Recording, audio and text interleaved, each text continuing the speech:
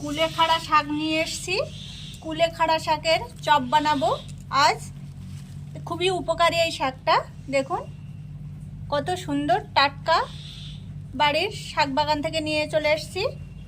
তো বন্ধুরা, কাঁটা কুলপির চপ বানানোর জন্য আমি যে যে উপকরণগুলো আমি নিয়ে নিচ্ছি: 2 কাপ বেসন,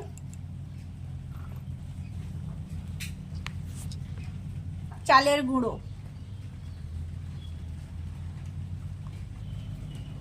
স্বাদ মতো লবণ, হলুদ গুঁড়ো, দিয়ে দিলাম লঙ্কা গুঁড়ো, মরিচ গুঁড়ো ও মিট মশলা, কারি পাতা। কোনো চপ ভাজায় দিলে খুবই সুন্দর খেতে লাগে। তো কিছু কারি পাতা আমি দিয়ে দেব।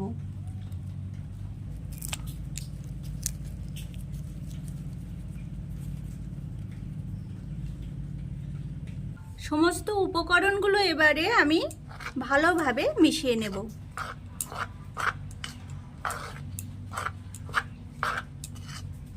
এবারে অল্প অল্প জল দিয়ে উপকরণগুলো মেখে নেব। ব্যাটারটা রেডি করে নেব।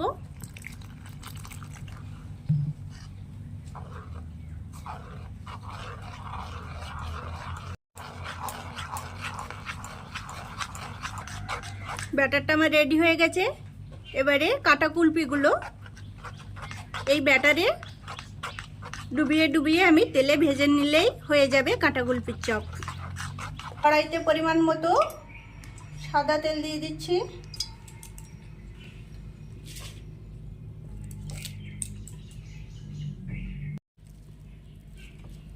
ব্যাটারে কুলেখাড়াগুলো আমি সব মেখে নেব ধরে। মাঝারি আঁচে কাঁটা কুলপির চপগুলো ভেজে নেব।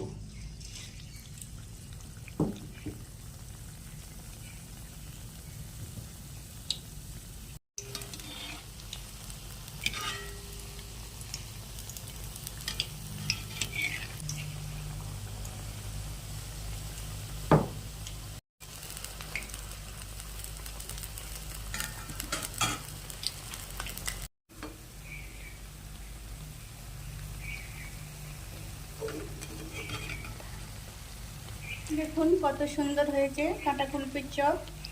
এভাবে হালকা আঁচে কাঁটা কুলপির চপ ভেজে নিতে হবে।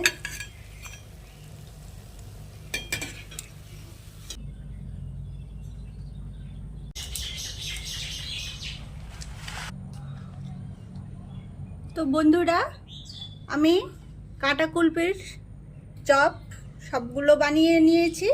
দেখুন কত সুন্দর হয়েছে।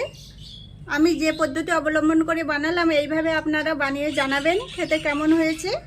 যদি আমার এই রেসিপিটা আপনাদের ভালো লেগে থাকে তো চ্যানেলটিকে লাইক, কমেন্ট, সাবস্ক্রাইব করে পাশে থাকবেন। আর যদি ফেসবুক থেকে দেখে থাকেন তো লাইক ও ফলো করবেন। দেখা হবে আবার নতুন কোনো রেসিপি নিয়ে। ভালো থাকবেন, সুস্থ থাকবেন। নমস্কার।